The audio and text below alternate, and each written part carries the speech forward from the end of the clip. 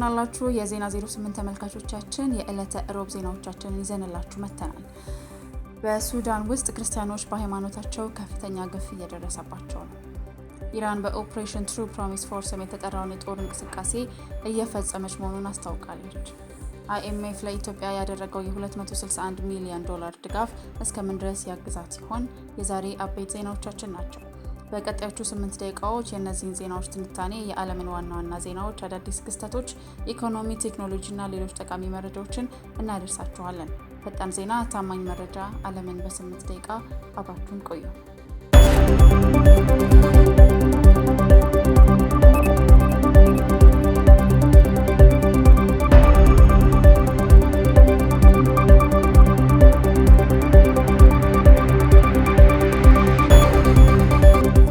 ወደ መጀመሪያው ዜና እናልፋለን። በሱዳን ሱዳኒዝ አርምድ ፎርስ SAF በመባል የሚጠራውና በ1925 ተመስርቶ በአሁኑም ጊዜ በጀነራል አብዱል ፈታህ አልቡርሃን እየተመራ የሚገኘው የብሔራዊ ጦር ኃይል በሱዳን ውስጥ ከፍተኛ የፖለቲካና የሃይማኖት ግፍ እየፈጠረ ነው ተባለ።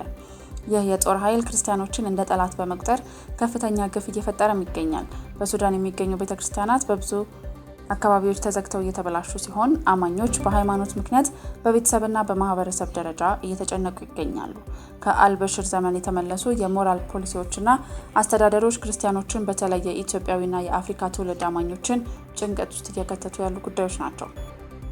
አሜሪካ በቅርቡ ከኢራን ጋር የተያያዙ የሱዳን እስላማዊ ቡድኖችን እንደ ተቃዋሚ የጦር ድርጅቶች በመለያየት የዓለም ደህንነት አሳሳቢነትን አሳይቷል። ይህ ውሳኔ ሱዳን በዓለም ደረጃ ከፍተኛ አሳሳቢነት ውስጥ እንዳለችም ያሳያል። በተጨማሪም የታሪክ ቦታዎችና ፒራሚዶች በጦርነትና በእስላማዊ ኃይል ቁጥጥር ምክንያት በከፍተኛ አደጋ ውስጥ እየገቡ ናቸው። የዓለም አቀፍ የሰብአዊ መብት ተቋማትና የክርስቲያን ድርጅቶች ሱዳን ውስጥ የሚፈጠር የሃይማኖት ግፍ እንዲቆም በግልጽ ቃላት እያስጠነቀቁ ይገኛሉ። በአጠቃላይ ሱዳን ውስጥ ክርስቲያኖች በሃይማኖታቸው ከፍተኛ ግፍ እየደረሰባቸው ነው። አሜሪካና የዓለም አቀፍ ተቋማትም ይህንን ሁኔታ በግልጽ ቃላት እየተከላከሉ ናቸው። ታሪካዊ ቦታዎችና ሃይማኖታዊ አካባቢዎች በከፍተኛ አደጋ ውስጥ እየገቡ መሆናቸውና አሳሳቢ መሆናቸውም ተገልጿል።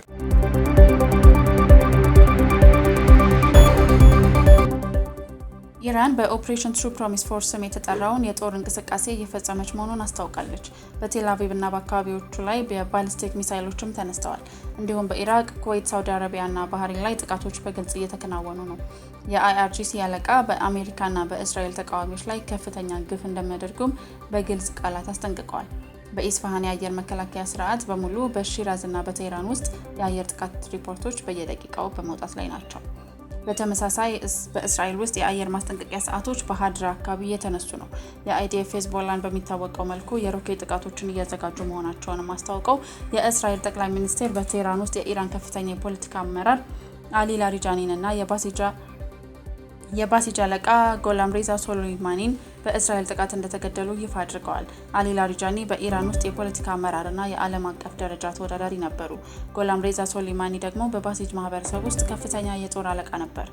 በሺራዝና በቴህራን ውስጥ የባሲጅ አለቃዎች በእስራኤል አየር ጥቃት እንደተገደሉ ተዘግቧል። ይህ እየጨመረ ያለው ጦርነት አካባቢውን በከፍተኛ አሳሳቢነት ውስጥ አስገብቶታል። በብዙ ከተሞች የህዝብ ህይወት በአደጋ ውስጥ እየገባ ሲሆን ብዙ ቤተሰቦች ቤቶቻቸውን ትተው እየተጓዙ ናቸው። የዓለም አቀፍ ተቋማት ይህን ሁኔታ በግልጽ ቃላት እየተቃወሙና በህዝብ ላይ የሚፈጠር አደጋ እንዲቀንስ በቀጥታ እየጠየቁ ይገኛሉ።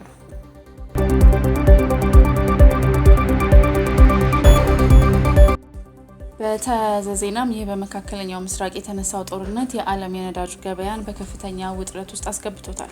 የነዳጅ ዋጋ በአንድ በርሜል $100 በላይ ጭማሪን ማሳየቱና በሆርሙዝ ሰርጥ የታንከር መንገድ መዘጋቱ በእስያ ሀገሮች ላይ ከፍተኛ ቀውስን አስከትሏል። ይህ የባህር መንገድ የዓለም ነዳጅና ከ20% በላይ ጋዝ የሚያወጣ ሲሆን መዘጋቱ ከተማዎችን በቀጥታ በነዳጅ እጥረት ውስጥ አስገብቷቸዋል። በአፍሪካ ሀገራትም የነዳጅ ዋጋ በፍጥነት እየጨመረ ይገኛል። ይህንን ተከትሎም በኢትዮጵያ የነዳጅ ዋጋ መጨመሩና በአዲስ አበባ የህዝብ ማመላለሻ ታሪፍ ላይ አዲስ ማስተካከያ መደረጉ ተገልጿል።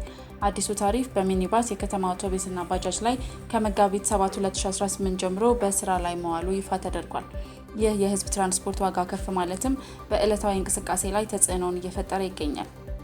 በዓለም አቀፍ ደረጃም እንደ ስሪላንካ፣ ማይናማር፣ ፊሊፒንስ እና ቪየትናም ያሉ ሀገራት የተለያዩ የነዳጅ መቆጠቢያ ህጎችን ይፋ አድርገዋል። እነዚህ እርምጃዎች የስራ ቀናትን መቀነስ፣ በተሽከርካሪ አጠቃቀም ገደብ ማስገባት፣ በቤት ስራ ማስተካከልና የገንዘብ ድጋፍ ማቅረብን ያካትታሉ።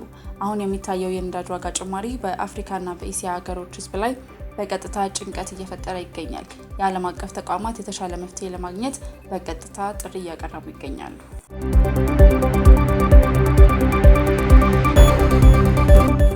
የኢንተርናሽናል ሞኔታሪ ፈንድ IMF ኢትዮጵያን በኢኮኖሚ ማስተካከል ላይ ለማገዝ አዲስ የገንዘብ ድጋፍ አሳይቷል። በኤክስቴንድድ ክሬዲት ፋሲሊቲ ፕሮግራም ውስጥ አራተኛው ግምገማ በጥር 16 እንደተጠናቀቀ ይታወሳል። በዛም ለኢትዮጵያ የዶላር ድጋፍ ለማድረግ ተወስኗል። እስካሁን ኢትዮጵያ ከተስማማችበት የ3.4 ቢሊዮን ዶላር ገንዘብ ድጋፍ ውስጥ 2.18 ቢሊዮን ዶላሩን ተቀብላለች። ይህ ድጋፍ የክፍያ ሚዛንን ለማስተካከል፣ የፋይናንስ ትኩረትን ለማጠናከር እና የመንግስት የሆም ግሮን ኢኮኖሚክ ሪፎርም አጀንዳ ለማገዝ በቀጥታ ይረዳል።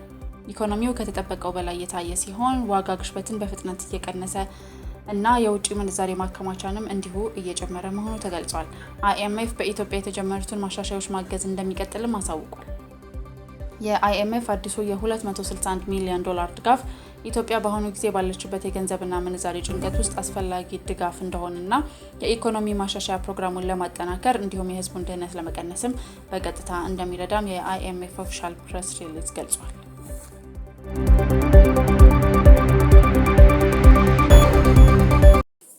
በትላንትናው ምሽት ማለትም በመጋቢት 8 2018 ዓ.ም በቦሌ ዓለም አቀፍ ኤርፖርት 4.48 ኪሎ ግራም የሚመዝን ኮኬን በደረቀ አሳ ውስጥ ተደብቆ ሲላክ ተይዟል።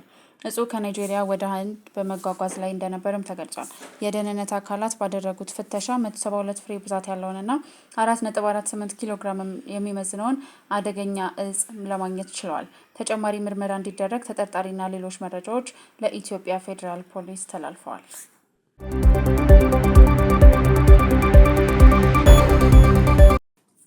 በዘንድሮ የመውጫ ፈተና ውጤት ላይ የተፈጠረው ችግር በሺዎች የሚቆጠሩ ተማሪዎችን እያሳሰበ መሆኑ ተገልጿል። ተማሪዎች ባልፈጠሩት ችግር ምክንያት መንገላታታቸው ፍትሐዊ አይደለም በማለት ውጤታቸው እንዲገመገም እየጠየቁ ይገኛሉ። ተማሪዎቹ ለሚመለከታቸው ተቋማት ቅሬታ ቢያቀርቡም እስካሁን ግልጽ መፍትሄ ግን የተሰጣቸው አይደለም። የልፋታቸው ውጤት እንዳይጠፋ ፍትሐዊ ምርመራ እንዲደረግም በተደጋጋሚ እየጠየቁ ነው። ችግሩ አዲስ አበባ፣ ሐዋሳ፣ ሰመራ፣ አርባ ምንጭና ሌሎች ዩኒቨርሲቲዎችን ጨምሮ በብዙ ተቋማት ላይ መከሰቱ ተጠቁሟል። ተማሪዎቹ በፈተና ወቅት ህጎችን እንዳከበሩና አቴንዳንሳቸውንም እንደሞሉ በመግለጽ የፈተና እርማቱ በድጋሚ እንዲታይ እየጠየቁ ይገኛሉ።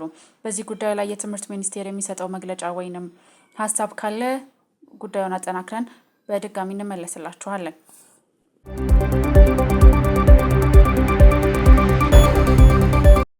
ዛሬ ምሽት በሳውዲ አረቢያ በሚደረገው የሸዋል ወር ጨረቃ ፍለጋ መሰረት የኢድ አልፈጥር በዓል ነገ መጋቢት 10 ወይንም ደግሞ ከነገ ወዲያ መጋቢት 11 ሆኖ እንደሚከበር ተነግሯል። ዛሬ የሸዋል ጨረቃ የምትታይ ከሆነ የኢድ አልፈጥር በዓል ነገ መጋቢት 10 ሆኖ ይውላል። ከወዲሁ ለሁሉም የእስልምና እምነት ተከታዮች መልካም የኢድ አልፈጥር በዓል እየተመኘን የዛሬ የዜና 08 መረጃዎቻችንን በዚሁ እናጠናቅቃለን። ሰብስክራይብ ያድርጉ፣ የደውል ምልክቷን ይጫኑ። ጊዜውን እናከብራለን፣ እውነተኛ ዜናዎችን እናቀርባለን። ፈጣን ዜና፣ ታማኝ መረጃ፣ ዓለምን በ8 ደቂቃ ከዜና 08 ጋር እናመሰግናለን።